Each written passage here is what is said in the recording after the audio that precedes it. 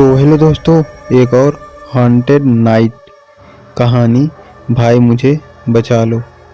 यह कहानी पीहू एक 15 साल की लड़की थी। वो बहुत ही शरारती और नटखट थी, पर दिल की बहुत अच्छी थी। वो कक्षा 10वीं में पढ़ा करती थी। उसके माँ बाप बचपन में ही गुजर गए थे और उसके भाई ने उसको बड़े लाड प्यार से पाल पोस के बड़ा किया था। उसने कभी पीहू को माँ बाप की कमी महसूस नहीं होने दी और अभी तक वो कुंवारा भी था। उसके भाई का नाम राघव था। वो एक बड़ा सा पुलिस अफसर था और बहुत ही समझदार और ताकतवर था। उससे बड़े बड़े गुंडे मवाली उसका नाम सुनते ही भाग खड़े हुआ करते थे। वो काफ़ी पीहू को कभी अकेला नहीं जाने देता, यहाँ तक कि स्कूल ट्रिप में भी नहीं। वो उसको हमेशा अपने पास ही रखना चाहता था। एक दिन स्कूल वालों ने बताया कि इस बार 10वीं कक्षा के बच्चे को 7 दिन धूरी गांव, जो पहाड़ियाँ और घने जंगल में बसा हुआ है, एक छोटा सा गांव था। उन्होंने कहा वहाँ बच्चे खेती देखेंगे और गांव कैसा होता है उन्होंने जानकारी भी मिली और साथ में घूम भी लेंगे। वो 5 दिन वहाँ रुकने वाले थे। पीहू को भी जाना था, पर उसने उसकी अच्छी दोस्त पूजा से कहा, यार भाई मुझे नहीं जाने देंगे। तो पूजा ने कहा कि यार हाँ, तेरा भाई तुझे नहीं कहीं नहीं जाने देते, पर एक आइडिया है मेरे पास। पीहू बोली, क्या? पूजा बोली, 3 दिन बाद तेरा जन्मदिन है, तू तेरे भाई से ये ट्रिप जाने का गिफ्ट मांग लेना। पीहू बोली, हाँ शायद भाई इस दिन मुझे ट्रिप की परमिशन दे दें। पूजा बोली, हाँ वही सही रहेगा। फिर पीहू का जन्मदिन आया। राघव ने शानदार पार्टी दे के साथ उसके दोस्त को बुलाया था। फिर रात को जब पार्टी खत्म हुई तब पीहू राघव के पास आई और बोली, भाई मुझे और गिफ्ट चाहिए आज। राघव बोला, बेटा तुझे और क्या चाहिए, जो चाहिए मांग ले। भाई वो मुझे ना ट्रिप पे जाना है। नहीं पीहू, मैं तुमको कभी अपने आप से दूर नहीं भेजना चाहता, पर भाई सब जाएंगे, प्लीज़ इस साल तो जाने दीजिए, आज मेरा जन्मदिन है, आज तो मान जाइए। राघव ने सोचा, फिर बोला, ठीक है जाओ, पर तुम हर रोज़ मुझे 4 टाइम फ़ोन किया करोगी और अच्छे से खा पी लोगी। हाँ हाँ ठीक है भाई, शुक्रिया। ट्रिप का दिन आ गया था। राघव ने पीहू को बस में बिठाया और बोला, बेटा अपना अच्छे से ध्यान रखना और कोई भी तकलीफ़ हुई तुरंत मुझे फ़ोन करना, ठीक है? पीहू बोली, हाँ भाई पक्का। और फिर बस चल दी धुरी गांव की ओर और रात हो चुकी थी। बस गांव पहुंचने वाली थी। पीहू और पूजा घर बैठे थे और पीहू खिड़की के पास अपना सिर बाहर निकालकर ठंडी हवा का आनंद ले रही थी कि अचानक उसने देखा कि एक पेड़ में कोई उल्टा लटका था और चमकती आंखों से उसकी तरफ देख रहा था। बस थोड़ी आगे बढ़ गई, पर पीहू थोड़ी सहम गई थी।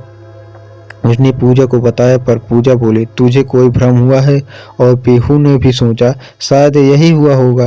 बस गांव में वन बड़े कॉटेज पहुंची और पीहू सब उतरकर खाना खाकर अपने कमरों में चले गए।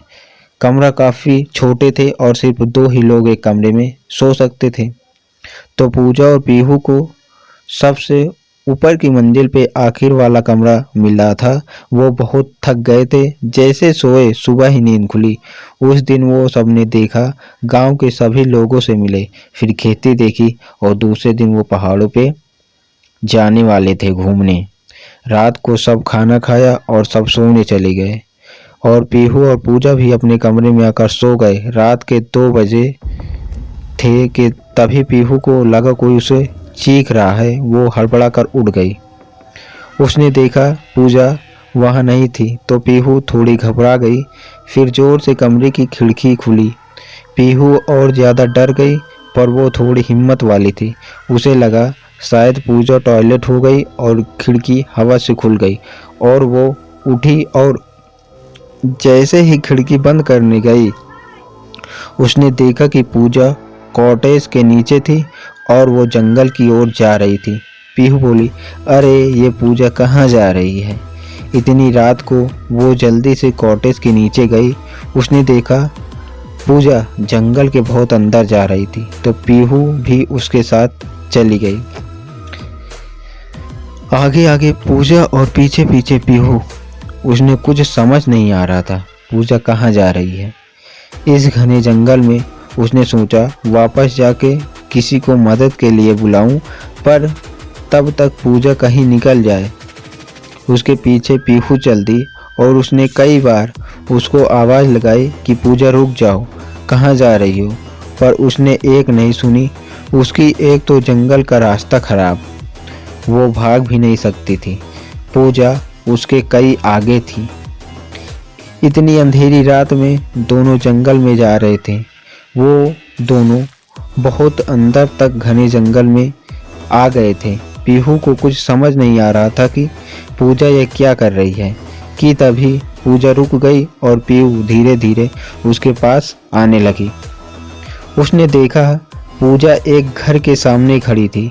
वो बहुत बड़ा घर था और उसके बाहर एक बड़ा कुआं भी हुआ करता था, पर पूरा अजीब सा घर था। पूरे घर पे पेड़ के पत्ते लगे हुए, पूरा घर काला रंग से पुता। और उसने सोचा इतने घने जंगल में कोई कैसे घर बना सकता है। उसने पूजा को आवाज़ दी, पूजा सुनो। फिर वो उसके ठीक पीछे खड़ी हो गई। फिर बोली, अरे बहरो नानी माँ, कब ये आवाज़ लगा रही हूँ, सुनती क्यों नहीं? यहाँ आई और इन घने जंगल में। पूजा जोर जोर से हंसने लगी, हा हा हा हा, मैं यहाँ आई नहीं, हा हा, मुझे तो यहाँ लाना था। पीही बोली, मैं कुछ समझी नहीं।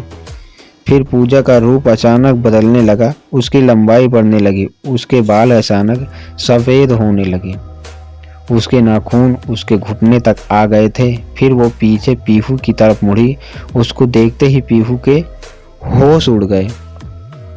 उसकी आंखें पूरी काली थी और चमक रही थी। उसका चेहरा मानो कोई बुढ़िया जैसा, उसके कई जगह से चमड़ियाँ निकली हुई और उसमें से एक काला सा कुछ पानी जैसा निकल रहा था। वो पूरी भयानक चुड़ैल बन चुकी थी। उसे पीहू को देखा और बोली, अब मैं तुम्हें अपने साथ ले जाऊंगी, हा हा हा हा। तभी उस घर से कई सारी आत्माएं, जिनकी सिर्फ परछाइयां दिख रही थी और जोर जोर से रो रही थी, चिल्लाई जा रही थी। उस चुड़ैल ने पीहू का हाथ पकड़ा और उसे घर से ले जाने लगी। पीहू चिल्लाई जा रही थी, भाई मुझे बचा लो, भाई मुझे बचा लो। फिर वो चुड़ैल और कई सारी आत्माओं ने उसको पकड़ के घर के अंदर खींच लिया। फिर सब शांत हो गए। तो thanks for watching this video. मिलते हैं अगली वीडियो के साथ, तब तक के लिए बाय।